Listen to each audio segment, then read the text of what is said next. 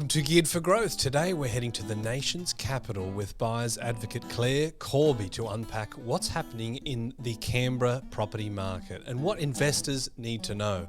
We talk about everything from the impact of the federal election on local sentiment to why Canberra behaves more like a steady merry-go-round than a roller coaster when it comes to property cycles. Claire gives us a local's take on how the public service, planning policy and conservative buyer psychology shape the market and whether there's any real value left under the $1 million mark.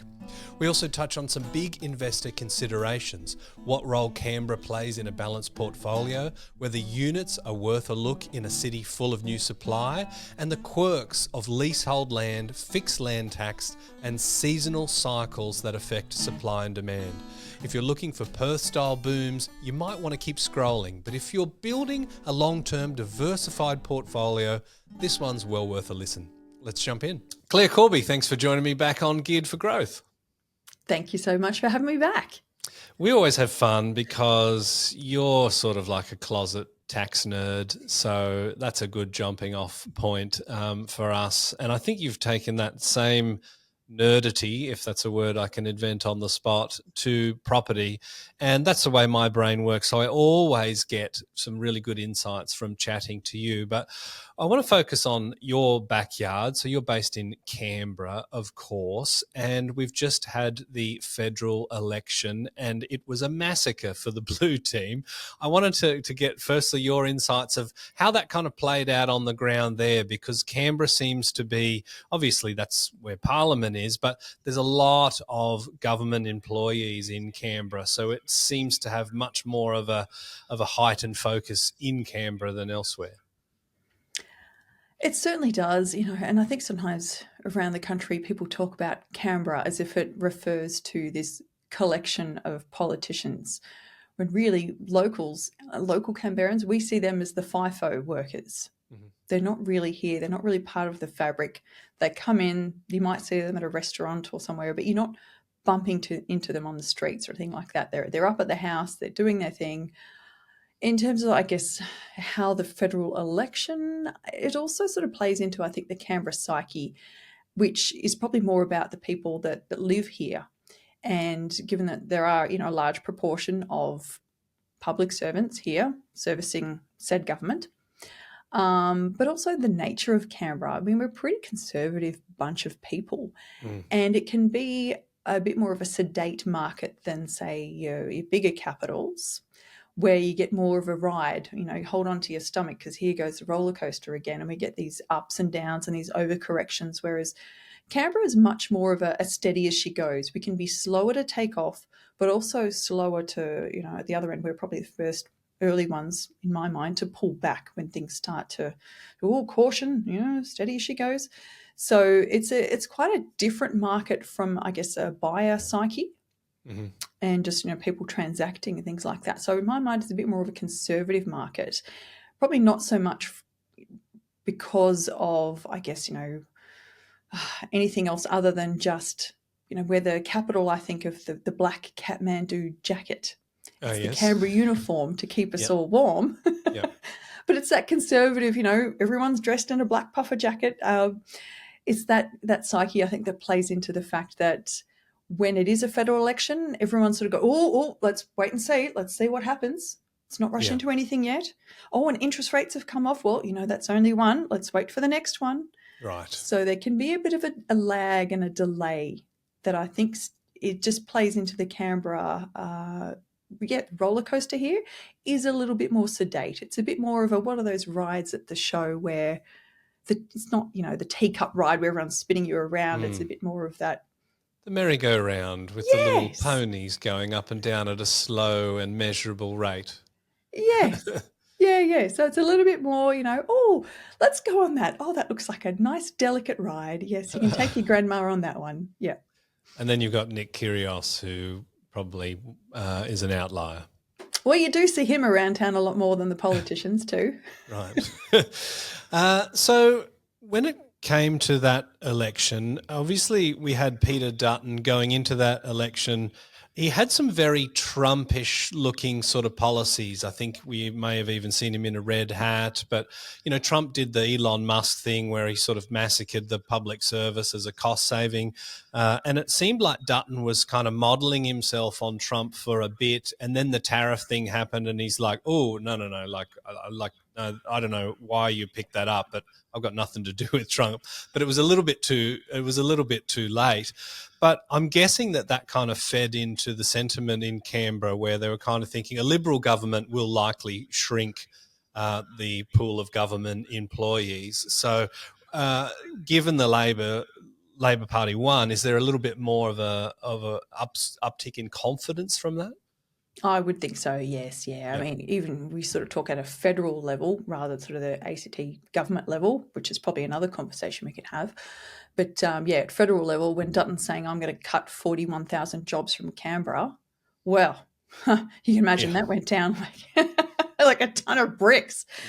So if there was anything that might sway local voter behaviour here, that's certainly something. But then again, what would that do to the local economy here?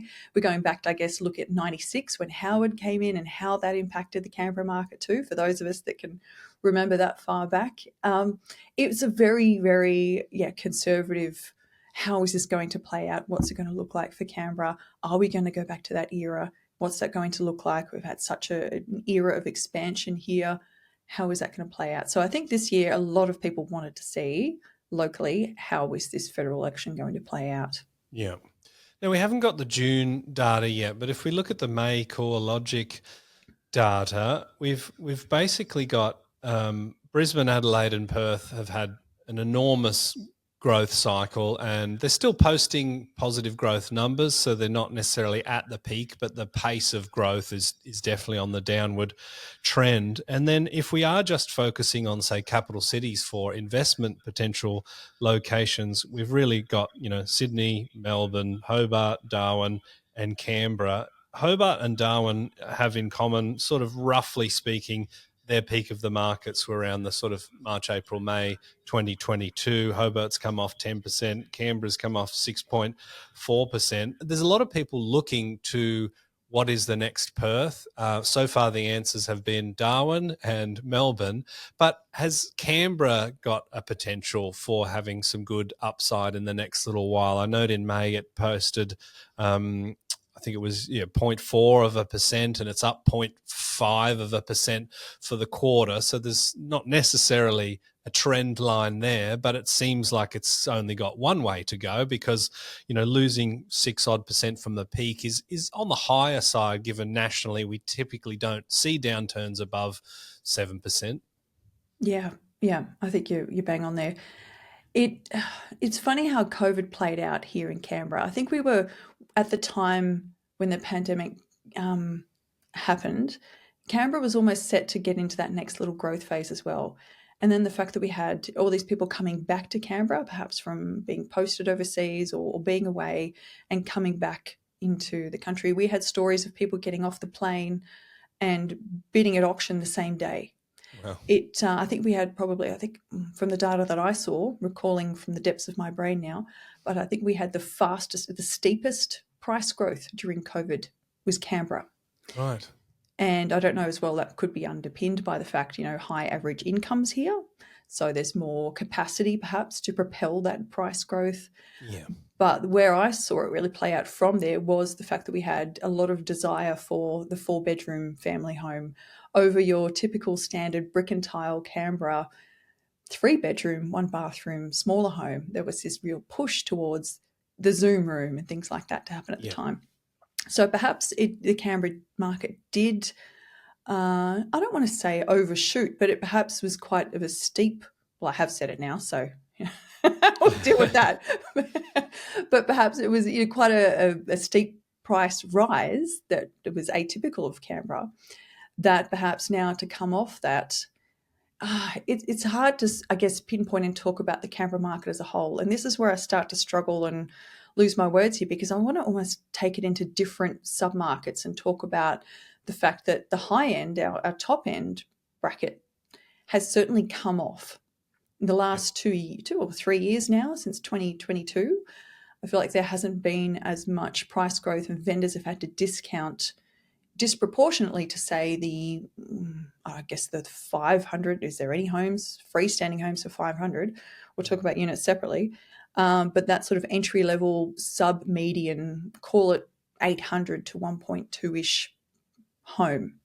Yep. So that kind of entry level home where we've seen a lot more, especially compared with the first home buyer grant sub 1 million, it's been a lot more of a push, and we've noticed, especially for newer homes, that we've seen some massive price growth this year in anything around that sort of 800, 900, up to $1 million mark for something that's sort of newish. Interesting. And yeah.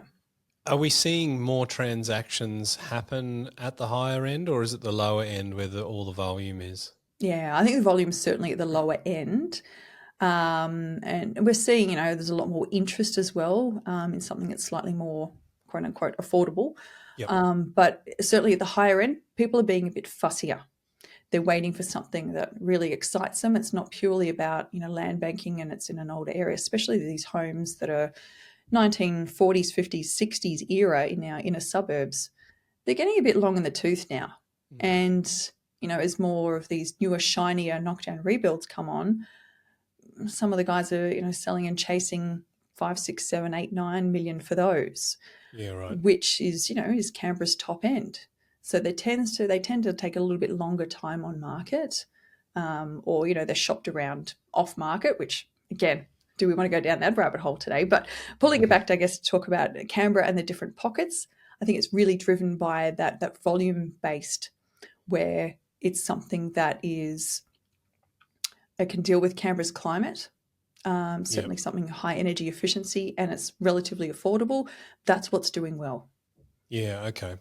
If we look at 2024, the average amount that property investors were spending according to our database was $650. If you remove outliers, it actually drops even further to $550. And I think that the affordable markets, which were Adelaide, Brisbane and Perth, probably aren't now, but those were probably some of the lower median capitals in Australia. They were affordable at the start of that cycle. It begs the question, if affordability is a focus for 2025, 26, which there's an argument to say it might not be quite as strong because we've got a couple of interest rate cuts and that enables us to go a little bit further. Does Canberra have an opportunity for investors, or is it just that little bit too outside of, the investors they've got that $600,000 or $700,000 budget to get a quality asset? I guess it comes down to what the investors are seeking out of Canberra. We tend to have people that, initially might start the conversation and say, I'm looking for an investment property in Canberra. I think it'd be good just to have, a foot in the market there. Yep. And have a bit of exposure to this market. But then when you explain the type of asset that they can get for that, and the fact they'll just be buying another unit, and there's so many more units coming on, that where's the scarcity in that, and how does that play into your portfolio from a bigger picture, rather than the investor that knows, hey, I'm quite exposed across other markets, and now I need something that's a bit more of a let it cook, let it simmer. I want some capital growth. I want to help offset perhaps some gains in other markets, and something I don't mind that's a little bit more negatively geared, but that can tap into this sort of more, high average income area in Canberra. And as well, now there's talk about some rezoning to different land areas in Canberra that could be on the horizon. That's all in conversation at the moment. But then we get the type of investors that are now thinking, well, maybe I just land bank and buy a good parcel of land there. I know it's going to be not a great rental yield, but it's going to tick away for me there. And I understand, and I'm happy to pay the land tax in Canberra because that's something that's not going away. Yeah, and even when the Victorians say it's a 10-year COVID levy, let's just see that try and get removed in 11 years' time. I can't imagine that's going to happen.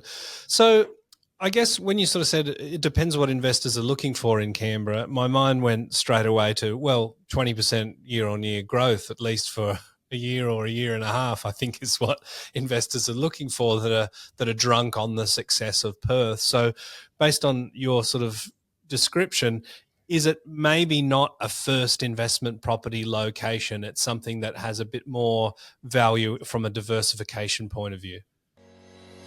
The Geared for Growth Property Investing podcast is presented by our business, MCG Quantity Surveyors. If you're an investor or a property professional looking to get the best tax depreciation deductions for yourself or your clients, please get in touch with us at mcgqs.com.au. It's our mission to help as many property investors as we can to maximise their claims and maximise their property education as well. I would think so. That's certainly my perspective too, because I think, if people are looking for something that's got this, immediate equity growth to then be able to leverage and get involved in other markets as well. Well, it's about holding costs. Can you afford something that might look great from a gross yield, but actually net yield, once you're taking out those holding costs there? Land tax is a big chunk of that, and rates are going up. Is that something that you can afford to hold and still continue on your path to other properties? I see it much more coming into the mix where we've got more mature investors that are looking for that next, thing to add into the mix. Yep. Now, you mentioned units, and Canberra is a peculiarly high unit location in my head, like as very distinct from places like Perth is probably a better example than Darwin, Hobart to some degree. There are just some places that love the units. I think Melbourne is a big one, obviously certain parts and pockets of Sydney, but Canberra loves a unit. And of course, if we're talking about a price point in that, $600,000, $700,000, $800,000 mark, if you go on realestate.com, it's probably going to be unit. And you mentioned there's quite a few to come on. So if we are talking about an investment property that has all of the recipe that you would want to see in terms of something that has capital growth potential, what is the sort of price point if we want to avoid the fact that we might be getting a unit that could have, 200 competitors pop up in the next 18 months? It's a good question, isn't it, too? Because obviously, from an investment perspective, we want something that's going to be, imminently desirable and easy to lease out to a good quality tenant. But then also we'll have that element of scarcity that perhaps in the future it will have the price growth as well, so we can have our cake and eat it too. Look, there's certainly a range of options. It depends. It's hard. It feels like I'm giving really specific advice here. What's the recipe? What's the price point? There are some options in and around some of the older units in the inner south, for instance. If you know our Kingston foreshore area here, there are some newer units down by the foreshore. There are also some slightly older walk-up blocks of units, standard older style that we saw pop up more in the 90s. That kind of area, or on the north side as well, there might be some units, again, that sort of 90s redevelopment where they knocked down some of the older 1960s homes and in the 90s put up some, a few units on that single residential block. Yep. And that kind of thing might fetch between, 650, 800, 850, depending, if we're 2 or 3 bedrooms, something like that. Yep. Yeah. And is it fair to say there's no houses in and around that price point in sort of locations that would pass your kind of sniff test of it being a quality asset? Again, it comes down to, I think, who is your tenant going to be? If we're looking at the top end of that, we're talking 800 to 850, potentially, yes. But we also then have to look at, who's the tenant going to be? If it's going to be a young family, if it's a 3-bedroom home on a standard block of land, which might look like 600 to 700 square metres of land here in Canberra. Yep. On the more of the outer fringes of Canberra, then I'm looking at what school zones are they in for in that area, how much in demand, how the families are they going to resent being in that area and always try to aspire and move out of that area, in which case you'll have tenant turnover or tenant problems. Or is it actually in an area that's not too bad? Or is there perhaps, if you moved up to say 900,000, is that going to get you a far better area and a home that, isn't as old if you're looking for, okay, how do we match off and marry off perhaps some depreciation there as well? Yep. It's that recipe, right? Like your mum's favourite recipe. What are all the little tweaks and the secret spices that go into it? it's hard to come up with that. But I would be looking, if you're sub 700, it's tough. It's very tough to get a good quality parcel of land, unless perhaps you can also look to what the Canberra government are trying now to address, is this missing middle, which is around perhaps a separately titled townhouse. Yep.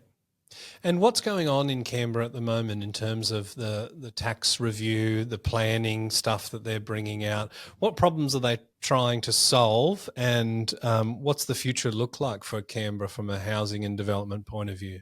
The biggest problem I think they're trying to solve at the moment is a budget deficit. So I think that's now blown out to over $1 billion. Wow. In the red. So they've dug themselves a very deep hole. We've had 24 consecutive years of a Labor government, because of course here our state government is our local government. Yep.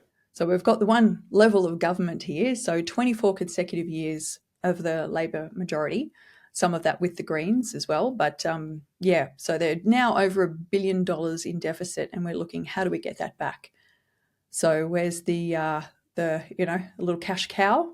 Property income, property revenue streams. Let's increase rates. Let's look at land tax. Let's look at adding on, a health levy as well. Let's slap that on. And disproportionately, I think they're looking and they're targeting homes with these rates increases.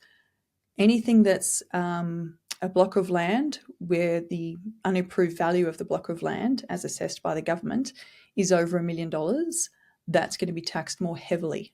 The rates of, so they're trying not to, I guess, increase the holding costs as much, but it's very suburb by suburb based as well. Yep. And is that an incentive for perhaps, like, if you've got $1 million parcel of land, then that maybe has some development upside, so you can increase the density? So it's just almost like trying to affect a behaviour change and getting people to develop or subdivide or split these blocks to solve some of the housing issues? Look, I think that would be ideal. But at the moment, we've got the way that Canberra's planned and set out as well. We've got what's called RZ1, which is our lowest level, which is majority of Canberra suburbs. And then the RZ2 areas, which are around our little local suburban shopping centres. And then once we get to RZ3 and RZ4, if you're thinking around, like when you first drive into Canberra, along Northbourne Avenue as you head into town, you've got those towers or those apartment blocks on either side of you as you drive down. They're sort of our higher rise stuff, and in the city as well. So they're looking at the moment about changing RZ1 to allow a bit more urban infill and for people to perhaps put, a property out the back. At the moment you can do that, but it's classed as a secondary residence or a granny flat. And that's limited in size too. So you can't really put anything on there that's big enough. And then as well, ACT, you can't subdivide. So we're left doing this, what's called unit titling approach, where you've still got the one title. So it's, 1 of 42 and then 2 of 42 at the back if you have, 1 and 2 at the block. But you can't sell them separately as clear, separately titled properties. They've still got a body corporate over them. Right. Which becomes then an administrative bit of a nightmare there. So they're looking at, well, how do we change that?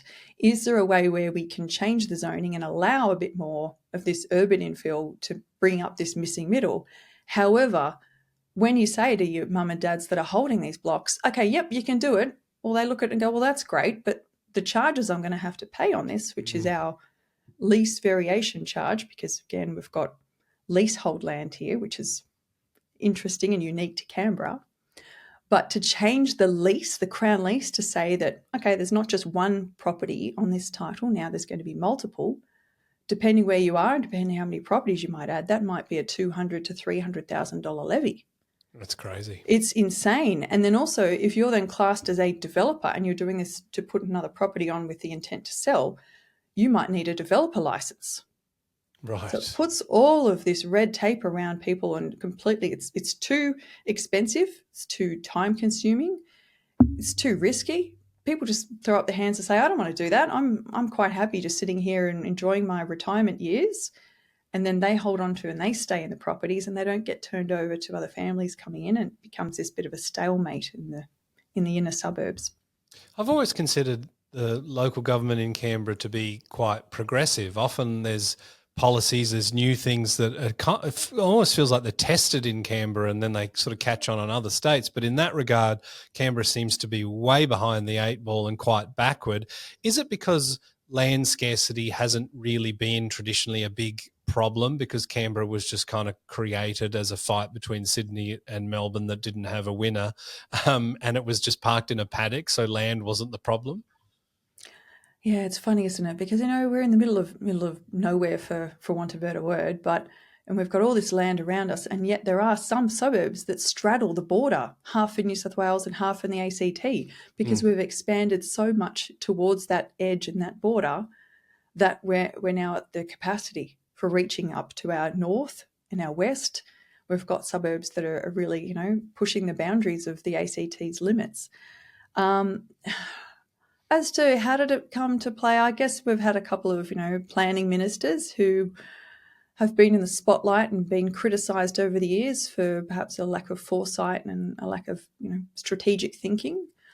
It always seems that, she'll be right. People will figure it out. There's no housing shortage really going on. And now all of a sudden it's come into the national spotlight. And it feels like a real knee-jerk reaction for the local government to say, right, we're going to be doing this, without really thinking about how the mum and dad owners, landowners, going to implement these changes. It doesn't work. Yeah. Well, there's a lot to unpack in that, and that's probably a whole nother episode. But let's zero back in on investment opportunities in Canberra. I think we've kind of figured out that it's for someone that's looking for the next Perth. Canberra's probably much more of a sedate market.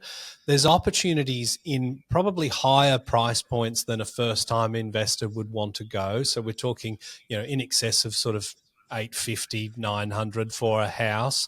For units, there's heaps of high rise, but there are some opportunities at the cheaper price point for some of the established ones. So if people have diversified their portfolio, they've got too much exposure to land tax in states across the country, or let's just say, because I know there's a stamp duty land tax thing with Canberra where land tax is just going to happen no matter what. But let's just say their portfolio needs a little bit of diversification.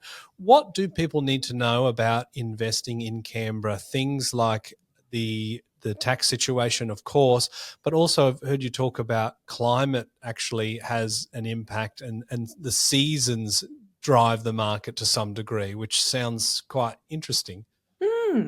Yeah, I think it is quite unique. We are such, everyone talks about how cold it is, and you say, oh, how's it down in Canberra? And I say, oh, tropical Canberra. Yeah. Yeah, so the seasons do definitely play into the mix. And I think in terms of supply and demand, that's a really interesting conversation to say. People often come to me, especially end of financial year time, and say, look, I really need something. I need to buy it, perhaps, and contract signed by 30 June, something like that. And the conversation usually goes, well, let's not do things for tax purposes. Let's not jump into that and put on our let's look at my tax return. Let's look at your overall portfolio plan instead and think, where is this going to slot in? You don't want to jump in to buy something and just for tax reasons. So that's where we talk more about the supply and demand cycles. And like every market, there's unique little idiosyncrasies to Canberra. So that's where when the sun starts to shine a little bit more warmly, once we sort of hit the September market and the spring market rolls around, there's a lot more that comes to market, especially with Canberra and its employment cycles. There's a lot of people moving in December, January. It tends to be Canberra has this big revolving door where everyone swings in and out at the end of the year, and there's moving trucks everywhere. Of course, it's not to say people don't move at other times of the year, but it is much more heavily geared towards that end of year in lines within employment as well. So that's where we tend to say, okay, well, let's look and see what's on the market in spring. Because for me, I love buying in spring. We've got so much more choice on the market.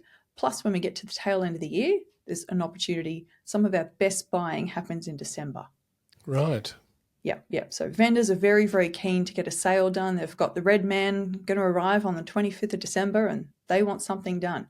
So there could be some really, really good deals put together, but then you've got the say 30-day standard settlement for Canberra, and then you can advertise for a tenant, and straight away you're timing and you're locked into that little Canberra cycle as well. Yep. So that can work really well in terms of buying in spring. The other one to be aware of, I think, is also buying in autumn. So there tends to be another bit of a peak happen in that late summer, early autumn months, where properties are coming online, say March timeframe. Again, we've got to be careful because we have all the public holidays around whether Easter happens, whether we've got Canberra Day. Of course, we've got Canberra Day in March, but where that happens and also whether it's an election year or not. So by the time we hit budget in May, by the time we hit budget in May and the budget trees in full colour up at Parliament House, it's usually a signal that that's the time for the Canberra market to start to slow down. Right. And winter time can be a little bit slower and the opportunities a bit less. Yep. So I'd recommend people just waiting that little bit longer into spring, seeing what's there, and then making the move then. Beautiful. And the nuances outside of, the leasehold land or leasehold titles, what do we need to know from a tax point of view? Yeah, good question. So, well, being a leasehold title jurisdiction, I think a lot of people get caught out when they don't realise what the implications are from, of course, not giving tax advice here. But, being leasehold title, there are some quirks to that. You can, and the ATO have verified this as well, you can claim your stamp duty as a nice, juicy tax deduction. Right. A lot of people love that because if you're saying buy, call it $1 million property, and you might be paying $35,000 in land tax, well, claiming that as a nice, juicy deduction, that's a very, very attractive thing. And it helps, I guess, to offset those annual costs of land tax. Because as you said, we don't have a threshold here. Everyone's paying land tax. As soon as you're a landlord, bang, land tax applies. So the Melburnians will be very familiar with how that works. So in wrapping this up, in terms of Canberra, I'm presuming that it's been a while since investors have been sort of making your phone go hot. For the times that you've seen a flurry of activity, typically what sort of results were people seeing? Like, is it a market that you probably think perpetually is just going to be something for people that have a more sophisticated portfolio, or they're higher net worth individuals that just want a bit of exposure, but the real opportunities are maybe elsewhere in the country? Yeah, that's a really good question. A lot of the time I field calls from locals who want to buy a property investment and think, I'll just buy in Canberra. Yep. And then once you have that conversation and say to them, hey, you do realise that these are unique things to Canberra and you can actually look into other markets elsewhere and there are people elsewhere that can help you with that. So for the past few years, definitely ushering them into other jurisdictions. Even if they do circle back to Canberra, at least they're doing so from a place of knowledge and information rather than just thinking, oh, I'll buy that property across the road because I like living here. Or I'll buy this thing off the plan because I got a letterbox drop and it said, oh, they'll give me a rental guarantee. I think last time you were on the show, we were talking about the local Canberra developers and the bus trips from Sydney and some of the dodgy practices there that make your skin crawl. Good to see it's still hitting you right in those places. Oh, it really does. It really does. It's hard sometimes, but it's an interesting market to transact in, that's for sure. But it's what's in the future. I think it really is something that will balance out a portfolio. Whether it's something, I don't think it'll ever be an exciting market. And for that reason, I'm quite glad. I think it's a much more even keel here, and I don't expect that we'll ever see a market where, look, could prove me wrong. I mean, the steep price rise in COVID certainly happened very, very sharply. But in terms of Canberra and how it goes into the future, it's a much more conservative market. I'd expect that to continue. And that price growth was owner-occupier driven, not investor driven, right? Where there's probably an argument to say that Darwin at the moment is maybe 90% investor driven. That's just not something you'll ever say about Canberra, I'm guessing. Well, Claire, we've covered quite a bit of ground on Canberra, and I guess it's safe to say that at the price point that it is, it's not necessarily going to attract the eyeballs of the people that are wanting to be transacting around that sort of $500,000, $600,000, $700,000 mark. But interesting to note, for slightly bigger portfolios or more sophisticated investors, there are some areas that you would be targeting that are just sneaking under that sub-$1 million that have some possible green shoots and some upsides there. So thank you for sharing your insights into the local market today. It's been an absolute pleasure. Cheers.